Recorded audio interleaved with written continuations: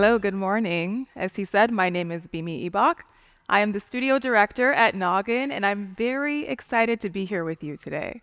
So today, as he said, I'm going to be talking about how we are transforming our studio into a content creation hub. But before I do so, I want to share with you a little scenario that I'm pretty sure everyone in this room has experienced at least once before in your careers. And if not, you might be experiencing it right now. And that is this. Let me move so you can see. So this is what we can call the state of the siloed studio. And in this image, to the left, you see this Ferris wheel of marketing fun.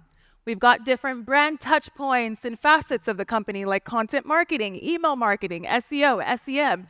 They're all collaborating and they're all commingling and communicating and having fun on the Ferris wheel.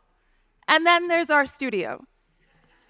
To the far, far, far left, completely siloed from all the core conversations around the brand. And it's often thought of as this sort of obscure magical box where samples go and images come out of. Again, completely disconnected. So with this here, most people might say, well, what's the problem? That's how it's always been. If it ain't broke, why fix it, right? But here's the thing.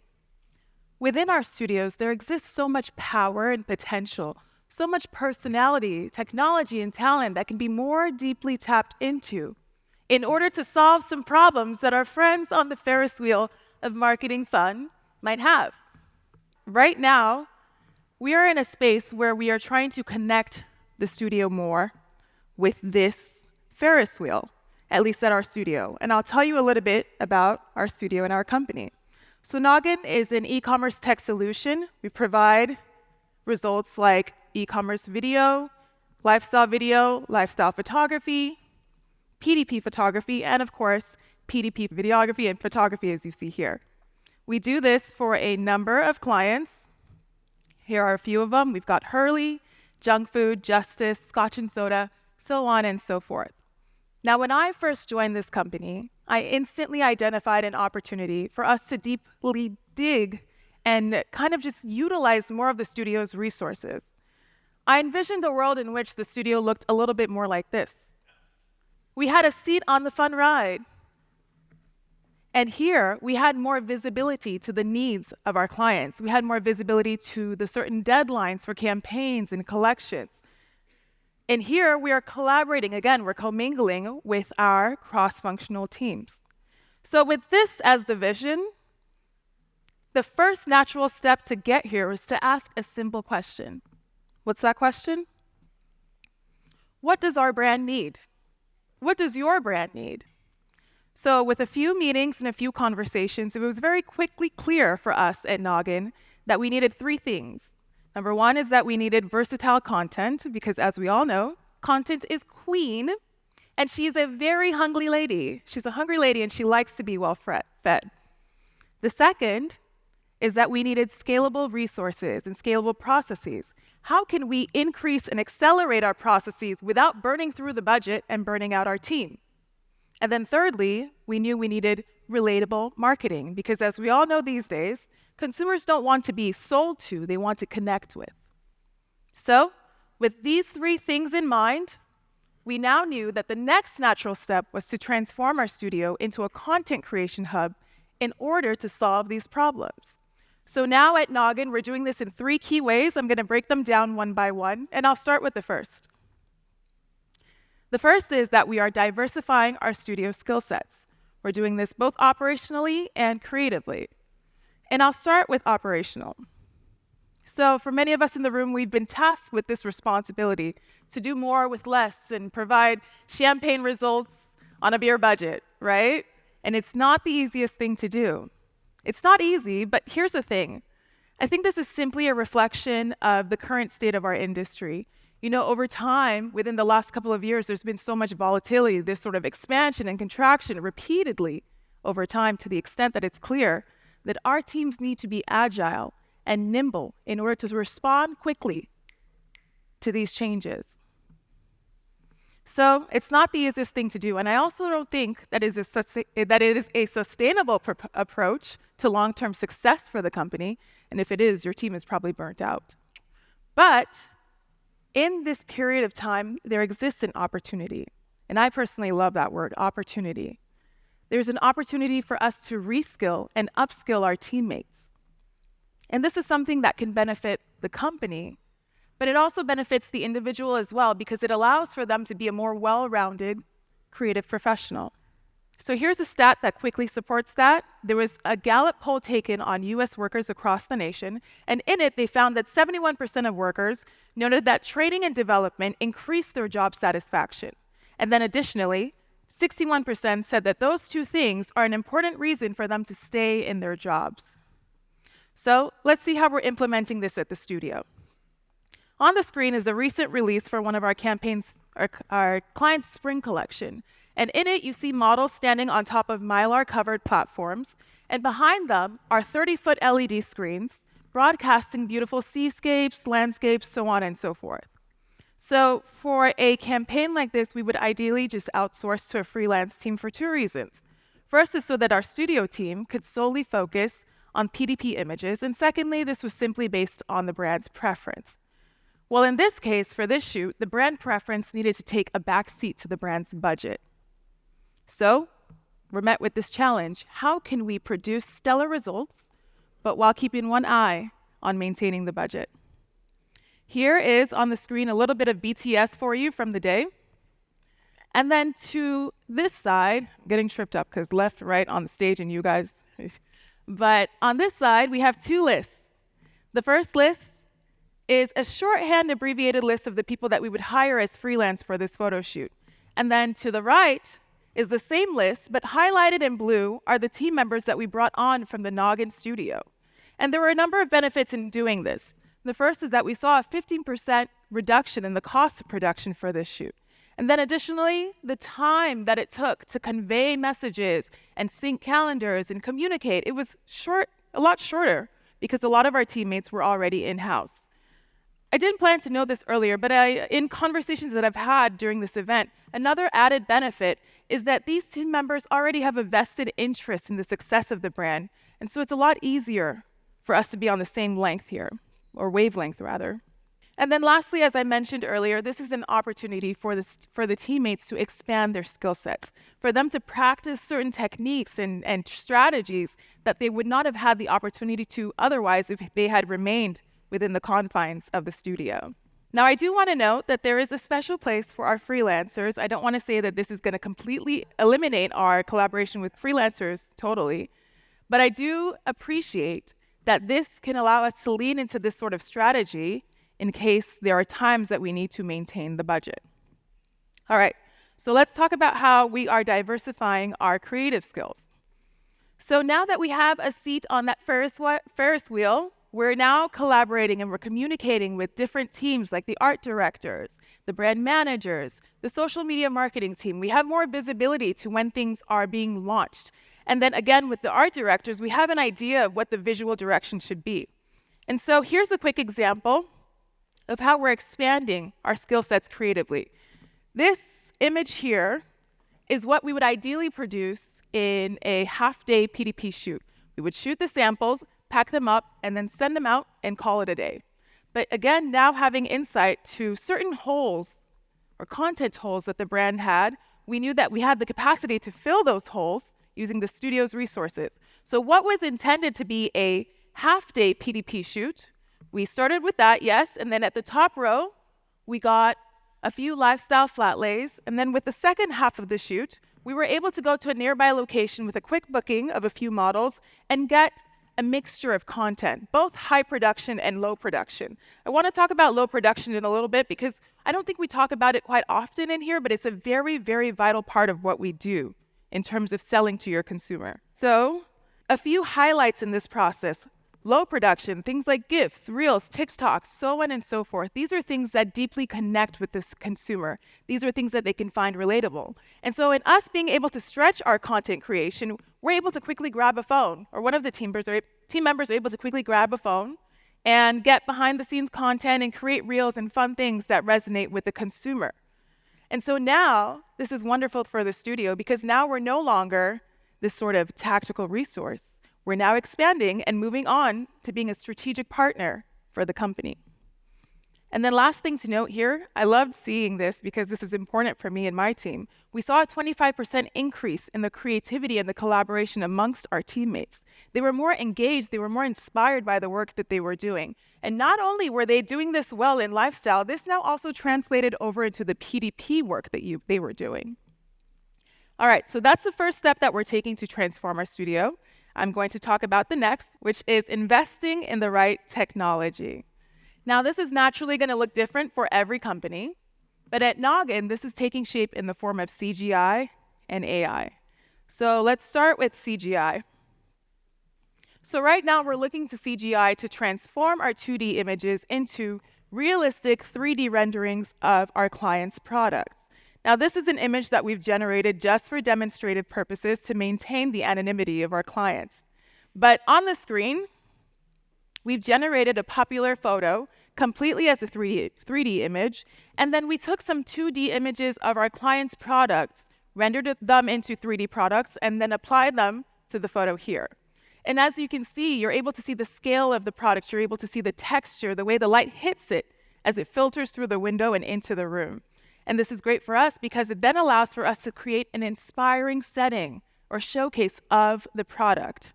Additionally, we're now able to create multiple renderings. We can switch out that painting, the couch, the coffee table, so on and so forth, quickly.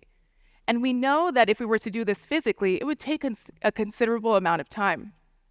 So we're now able to produce at scale with CGI. Let's talk a little bit about AI. I think right now, we're all in this space of curiosity with AI. There are so many different solutions that are coming up almost daily to the extent that it leaves companies like ours in this position of constantly deciding, is this a valuable asset that we should implement and use always, or is this a half-baked product, or is this perhaps a shiny object for us to marvel over and then quickly discard because we don't need it? Well, for Nogin, because we are a tech-first company, it is in our DNA to explore all solutions and then identify what serves our clients best, but also what puts us at the forefront of this conversation. And so naturally, this is taking shape in the form of AI for digital asset management, workflow automation, and post-production, which is what we are actively implementing. And then, of course, this also goes into the conversation around Gen AI for PDP production, lifestyle content creation, and even the ideation of lifestyle. Now, naturally, there are a lot of valid concerns around the ethics of generative AI. What does this mean for our creatives? What does this mean for our models? But here's the thing. The simple fact of the matter is that we are currently in a state of digital Darwinism. And in this period, it's not necessarily that the strongest or the most intelligent would be the ones to survive, but the ones who are able to successfully utilize technology to adapt to change. I'm curious about this, but I'm going to come back to it if I have time. So let's talk about the third step that we're taking to transform our studio into a content creation hub, and that is cultivating community.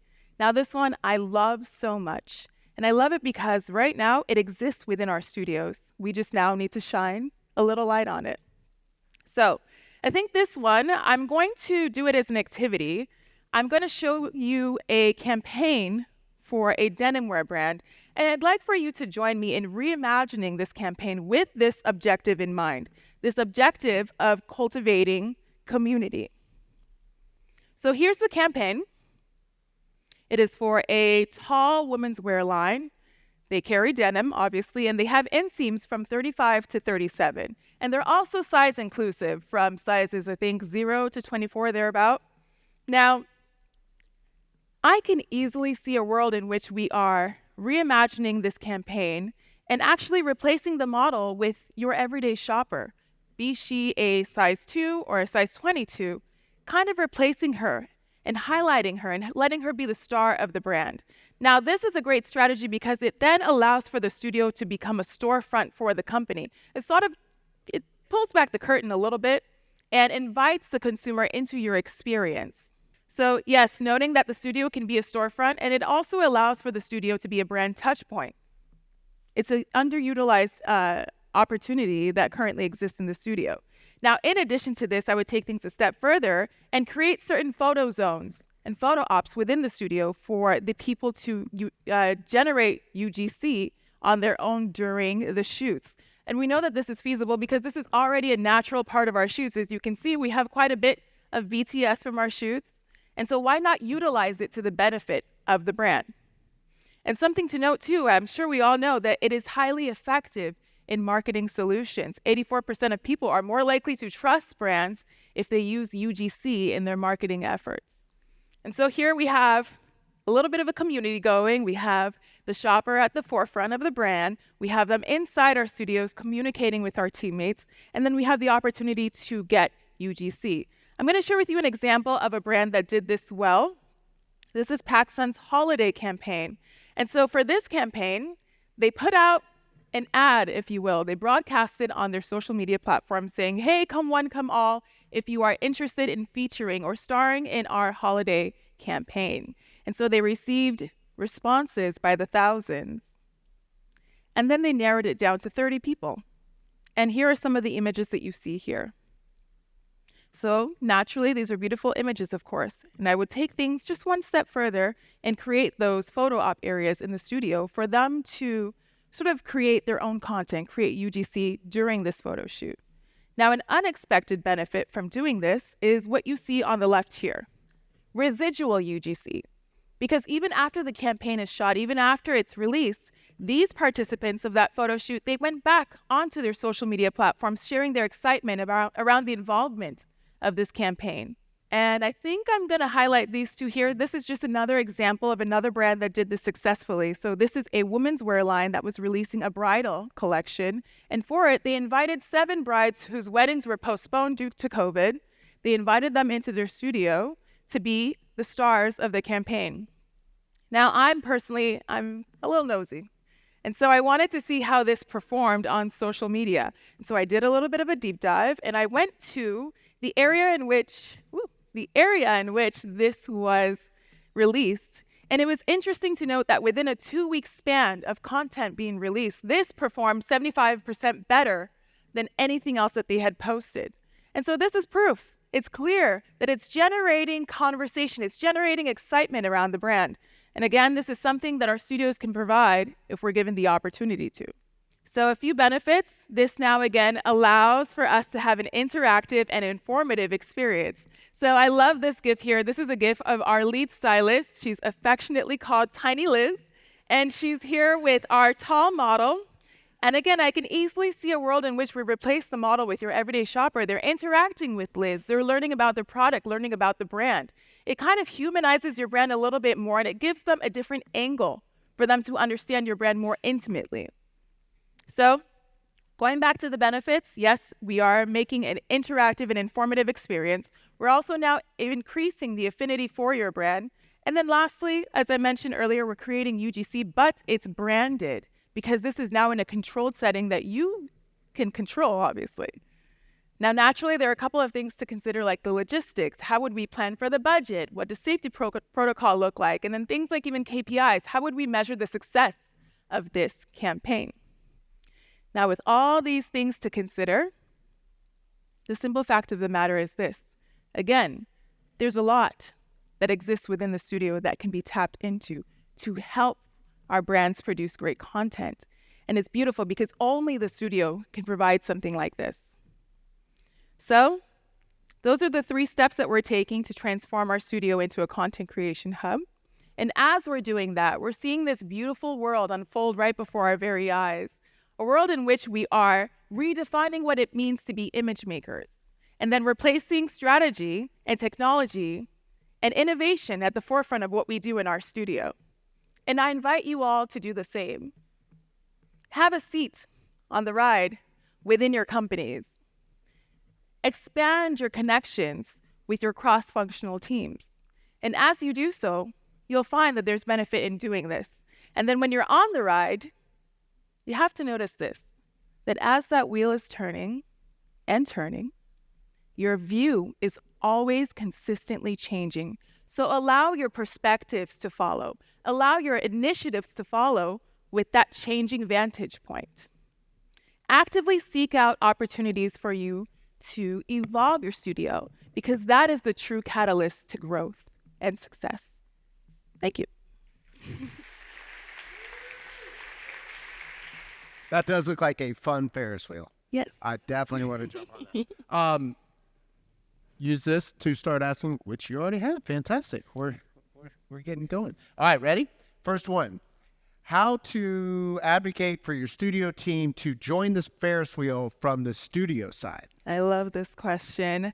I think it starts with visibility. If they're not aware that you want to join the Ferris wheel, how can you even get there? So speaking with your project managers or whoever those key people would be, and making sure that we've communicated the need for the studio to be in these rooms, to be in the room or on the ride.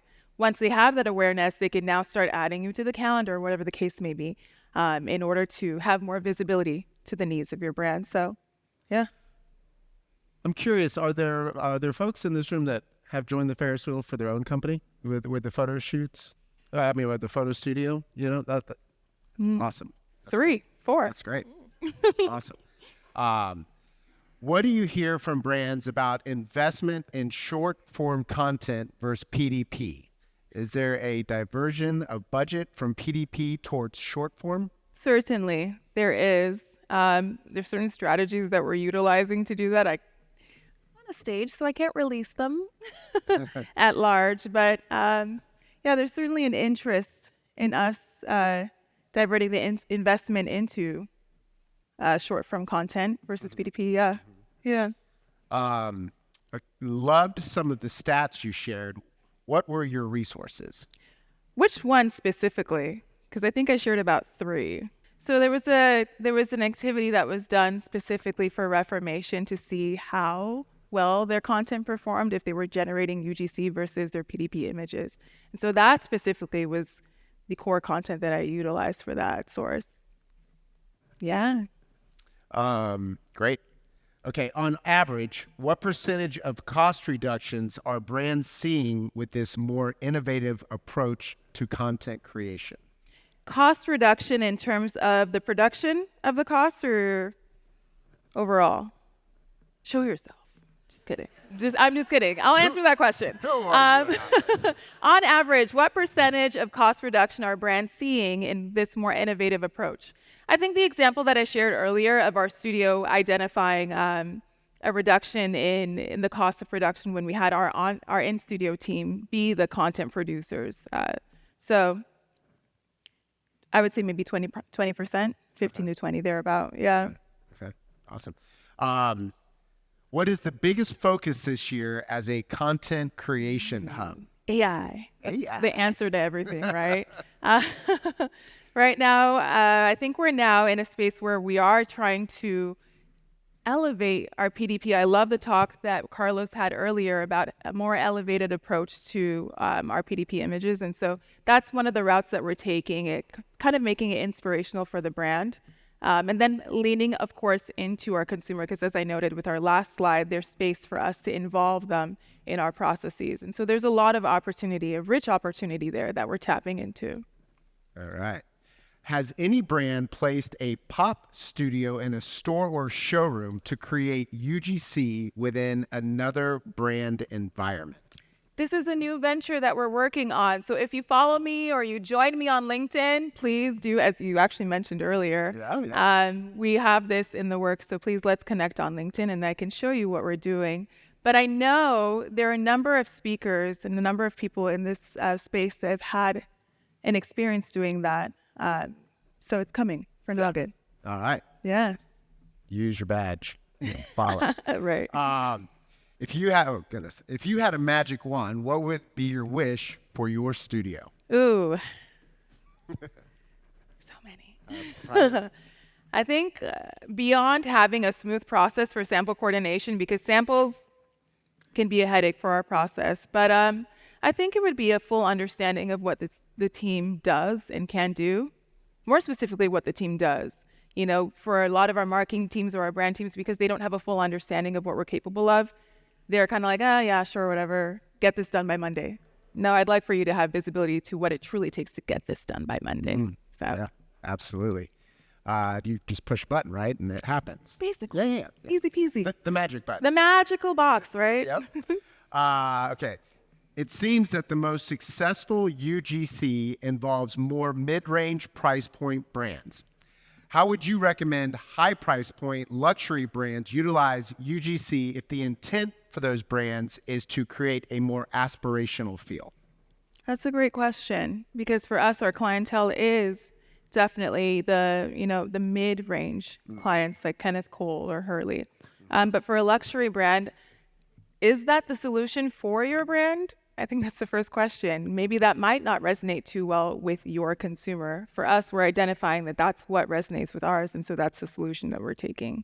So I guess that's the first question, really. Does that reflect well for high-end luxury brands? Yeah, that's interesting. They would have really cool locations. I'm sure that's right. You know? Goodness. If customers trust UGC over studio generated, do you have fears of customer fallout from AI? I love this question. Whoever asked this. If customers trust UGC, do we have fears of customer fallout from AI? I think no, if we implement it in an ethical way and in a way that we have full transparency, we're inviting them to be a part of the process and we're not kind of just scaring them and saying, forget what you know, forget UGC. No, involving them in the process around creating content around AI. I think that might be a helpful way to approach it. We are all finished. Thank you so Fantastic. much. That was so much fun. Thank you. Thank you all.